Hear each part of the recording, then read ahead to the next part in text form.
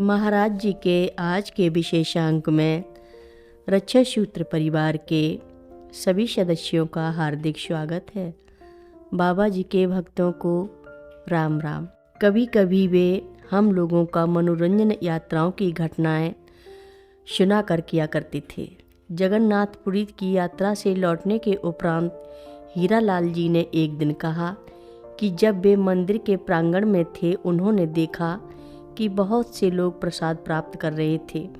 कुछ लोग उसे दूर ले जा रहे हैं और कुछ उसे वहीं उसी समय बैठकर खा रहे थे और अपने पत्तले भी वहीं फेंक दे रहे थे। बाबा जी प्रसाद की पवित्रता की बातें कर रहे थे।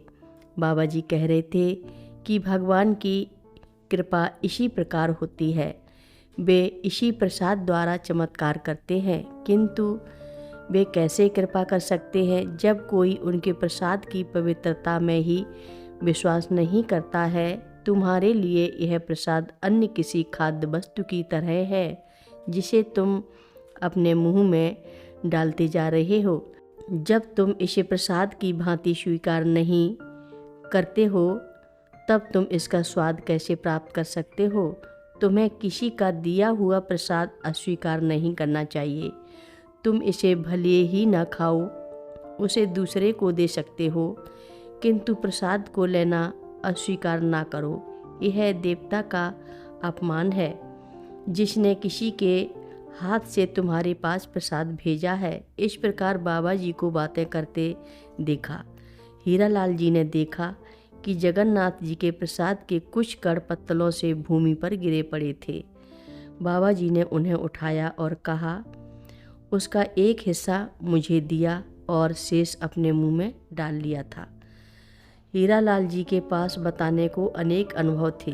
एक दिन प्रातः कलकत्ता पहुँचे और एक दिन वहाँ रुके। दोपहर में बाबा जी ने उन्हें दक्षिणेश्वर मंदिर ले गए। आश्रम में जाते हुए बाबा जी शिव मंदिर की पंक्ति के सामने रुके। एक मंदिर की ओर संकेत करते हुए इन्हें बताया कि दादा को इसी मंदिर में उन्होंने मंत्र दिया था। उन्होंने कहा, तुम्हारे दादा ने मेरी बात सुनने से इनकार कर दिया था। मैं उसे कितना भी मनाता, वह मानता ही नहीं था। एक दूसरी घटना जिसकी हीरालाल जी चर्चा किया करते थे। बाबा जी प्रयागराज में बहुत दिनों से रह रहे थे। कुछ दिनों के लिए वे बाहर जाने वाले थे। उन्होंने दीदी से अंग्रेज दंपत्ति लैरी और सूजन के ठहरने की व्यवस्था करने को कहा। वे लोग आए और कई दिनों तक ठहरे, किंतु उन्हें इस घर में रहने में कुछ कठिनाइयों का अनुभव हुआ। उन्हें दूसरे भक्त के घर पर रहने को कहा गया जो पास ही था। बाबा जी वापस आए और उन्हें बुलवाया। उनके पास वापस घर इंग्लैंड जाने के लिए धन नहीं था। बाबा जी ने उनके लिए धन की व्यवस्था कराई। लैरी ने खेद प्रकट किया कि दीदी के प्रति उन्होंने उनके प्रति बहुत ही अच्छा व्यवहार किया था, उन्हें कष्ट पहुंचाया था। उन्हें अगली सुबह गाड़ी से दिल्ली जाना था, जहां से वे अपने घर इंग्लैंड चले जाएंगे।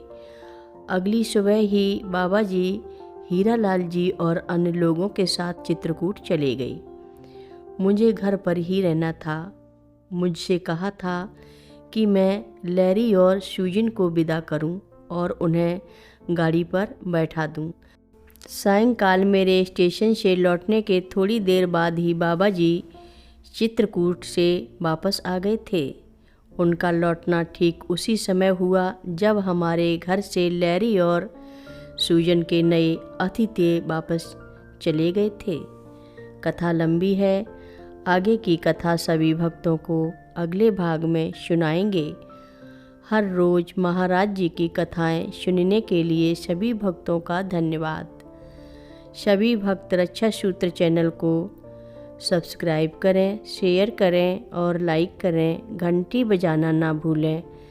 कमेंट बॉक्स में लिख भेजें, जय नीव करोरी बाबा जी महाराज। सभी भक्त मिलकर बोलो, नीव करोरी बाबा जी महाराज की जय जय बोलो। जय श्री राम।